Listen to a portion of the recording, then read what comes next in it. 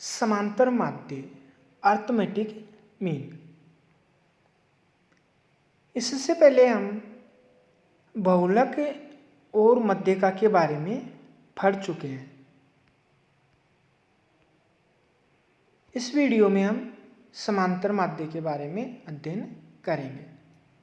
सबसे पहले हम देखते हैं कि समांतर माध्य क्या होता है। समांतर माध्य किसे कहते हैं?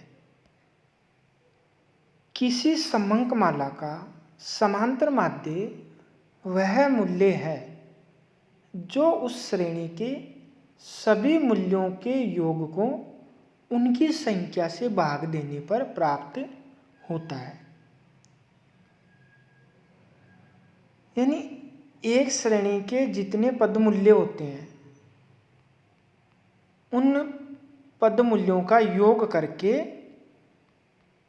उनमें जितने पदों की संख्या होती है, जितने पदों की संख्या होती है उसका भाग देने से जो मान प्राप्त होता है उसे ही समांतर माध्य कहा जाता है। अब हम देखते हैं समांतर माध्य की गणना या समांतर माध्य का परिकलन करने की कौन कौन सी विधियां हैं। समांतर माध्य ज्ञात करने की दो रीतियां हैं। पहली रीति है प्रत्यक्ष रीति और दूसरी है लघु रीति। सबसे पहले हम देखते हैं प्रत्यक्ष रीति को। प्रत्यक्ष रीति के अंतर्गत समंकमाला के सभी मूल्यों को जोड़कर उनका योग कर लिया जाता है। फिर उस योग में पदों की जो संख्या होती है उसका भाग दे दिया जाता है। जैसे यहाँ पे x बार बराबर सिग्मा x अपॉन n। फिर दूसरी रीति है लघु रीति। लघु रीति के अंतर्गत श्रेणी के किसी सुविधाजनक मूल्य को कल्पित माध्य मान लिया जाता है। फिर उस कल्पित माध्य से श्रेणी के प्रत्येक मूल्य का विचलन निकाल लिया जाता है। फिर विचलनों के योग को उनकी संख्या से भाग देने पर जो अंक प्राप्त होता है उसे उसके बीजगणितीय चिन्ह प्लस या माइनस के अनुसार कल्पित माध्य में जोड़ लिया या घटा लिया जाता है और फिर उसके आधार पर समांतर माध्य ज्ञात कर लिया जाता है। जैसे यहाँ पर जो फॉर्मूला है लघु रीति के अंतर्गत वो है x bar equal to a plus sigma dx upon n। यहाँ पर x बार समांतर माध्य, ये कल्पित माध्य और जो dx है वो है डेविएशन ऑफ x, यानी x श्रेणी का विचलन जो x माइनस a होता है। n यहाँ पर पदों की संख्या है। अब हम विभिन्न श्रेणियों में समांतर माध्य कैसे निकाला जाता है उसके बारे में देखते हैं। सबसे पहले हम देखते हैं व्यक्तिगत श्रेणी को।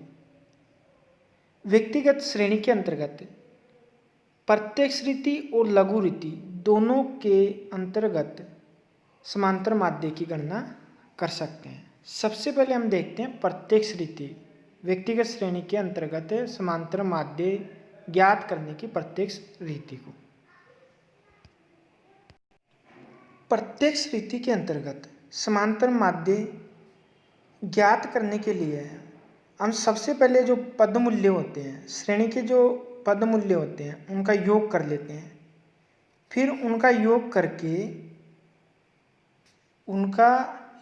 करके पदों की जितनी संख्या होती है उसका भाग दे दिया जाता है। इस प्रकार से हम व्यक्तिगत श्रेणी के अंतर्गत प्रत्यक्ष रीति के माध्यम से समांतर माध्य ज्ञात कर सकते हैं। यानी इसमें जो पद मूल्य होते हैं उनका योग कर लिया जाता है सबसे पहले। फिर उस योग में पदों की जितनी संख्या होती है उसका भाग देकर हम समांतर माध्य की गणना कर लेते हैं। दूसरी है लघु रीति। व्यक्तिगत श्रेणी के अंतर्गत लघु रीति में समांतर माध्य ज्ञात करने का फॉर्मूला है x bar equal to a plus sigma dx upon n। यहाँ पर ये कल्पित माध्य है, सिग्मा dx x श्रेणी के कल्पित माध्य से लिए गए विचलनों का योग है और n पदों की संख्या है। इस रीति के अंतर्गत सबसे पहले हम किस श्रेणी का जो पद मूल्य होता है या तो उनमें से या श्रेणी के बाहर से भी हम किसी मूल्य को सबसे पहले कल्पित माध्य मानते हैं। फिर उस कल्पित माध्य को श्रेणी के जो सभी पद मूल्य होते हैं उनमें से हम कल्पित माध्य को घटाते हैं या श्रेणी के सभी मूल्यों में से कल्पित माध्य से विचलन लिया जाता है।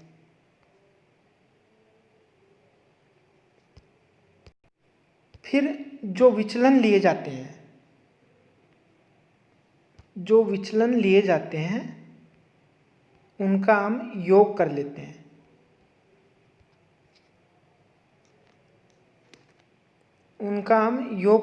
हैं। फिर योग करने के बाद में हम समांतर माध्य का फॉर्मूला लगाकर उसमें सभी पदों के जो मूल्य होते हैं उनको रख देते हैं। ये डेविएशन ऑफ x यानी x श्रेणी के विचलनों का योग और यहाँ पे n पदों की संख्या। इस प्रकार कल्पित माध्य का मान रख देते हैं और x श्रेणी के जो विचलन लिए गए थे उनका योग, उनका मान रख देते हैं और n यानी पदों की संख्या का जितनी भी होती है वो रख कर हम समांतर माध्य की गणना कर लेते हैं।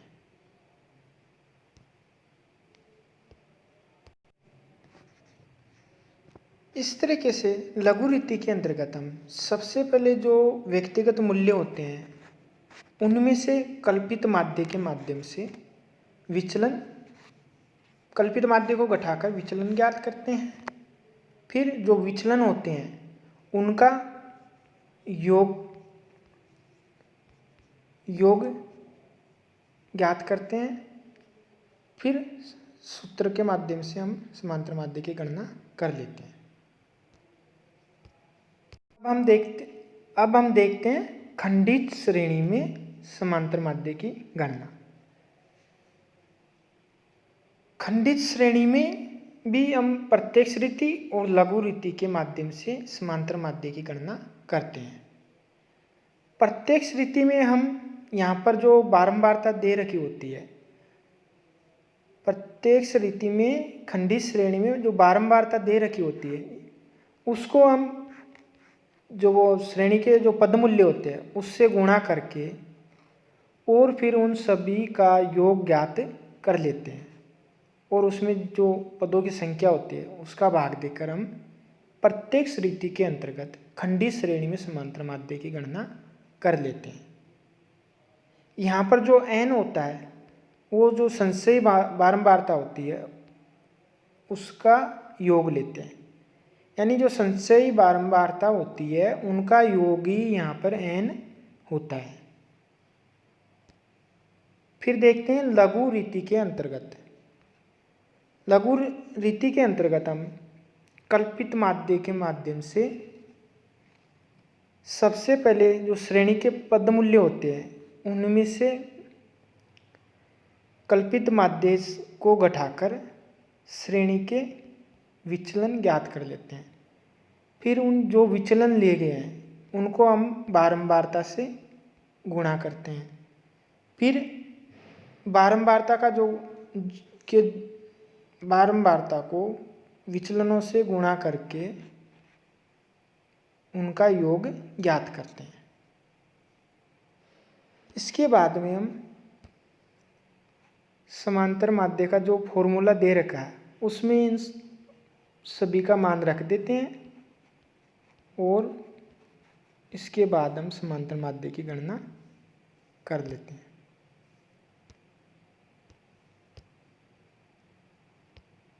फिर देखते हैं हम अखंडित श्रेणी में समांतर माध्य की गणना। अखंडित श्रेणी में भी हम प्रत्यक्ष रीति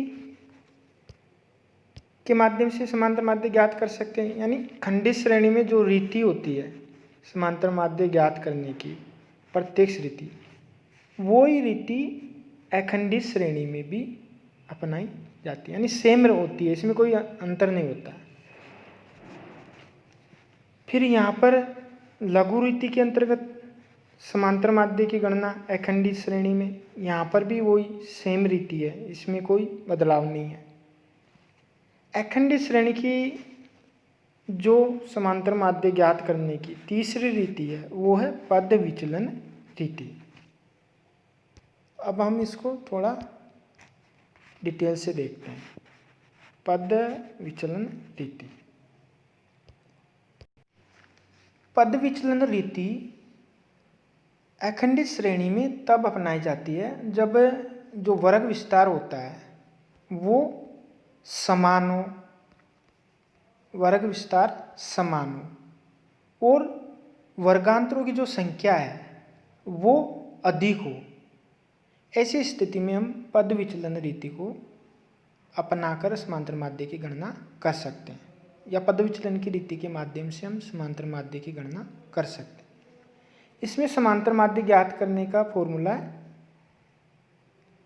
a plus sigma f d upon n into i. यहाँ पर जो d है वो है डेविएशन, विचलन।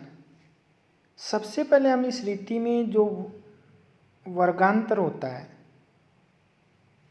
उससे हम सबसे पहले मध्य मूल्य ज्ञात करेंगे। जैसे यहाँ पर ये वर्गांतर है 0 से 10, यानी अब इसमें हम इस मध्य मूल्य ज्ञात करेंगे। तो मध्य मूल्य ज्ञात करने के लिए हम जो निचली सीमा है और जो ऊपरी सीमा है उसमें हम 2 का भाग देंगे। जैसे यहाँ पे 0 प्लस 10 यानी 10 में 2 का भाग देंगे तो हमें मध्य मूल्य ज्ञात हो गया 5। ऐसे ही जैसे अगला जो वर्गांतर है उसका मध्य मूल्य ज्ञात करेंगे तो यहाँ पे 10 प्लस 20 30, 30 में 2 का भाग देंगे तो 15। इस तरह से हम सबसे पहले मध्य मूल्य ज्ञात करेंगे। फिर मध्य मूल्य ज्ञात करते ही उसके बाद हम किसी एक मूल्य को कल्पित माध्य मानेंगे। फिर कल्पित माध्य मान के जो कल्पित माध्य माना उसको श्रेणी के जो पद मूल्य हैं x श्रेणी के उसमें से उसको घटाएंगे। यहाँ तक की जो प्रक्रिया है वो हम खंडित श्रेणी में भी अपनाते हैं लघु रीति में। लेकिन यहाँ पर जो d है यानी डेविएशन वो निकलेगा जो श्रेणी के मूल्य हैं उनमें से हम पद मूल्य जो कल्पित माध्य है उसको घटा देंगे। फिर उस कल्पित माध्य में जो वर्ग विस्तार होता है उसका हम भाग देंगे तो हमें ये डेविएशन प्राप्त हो जाए। पद विचलन रीति के अंतर्गत हमें जो ये d है डेविएशन वो प्राप्त हो जाता है। फिर जो मान आता है ये डेविएशन जो प्राप्त होता है उसको हम f से गुणा करते हैं। सारे जो डेविएशन होते हैं विचलन होते हैं उनको हम f से गुणा करते हैं। फिर f इंटू डी का योग कर लेते हैं। फिर उसको हम अंत में जो पद विचलन रीति के अंतर्गत समांतर माध्य ज्ञात करने का फॉर्मूला है उसमें हम इसके मान को रख देते हैं।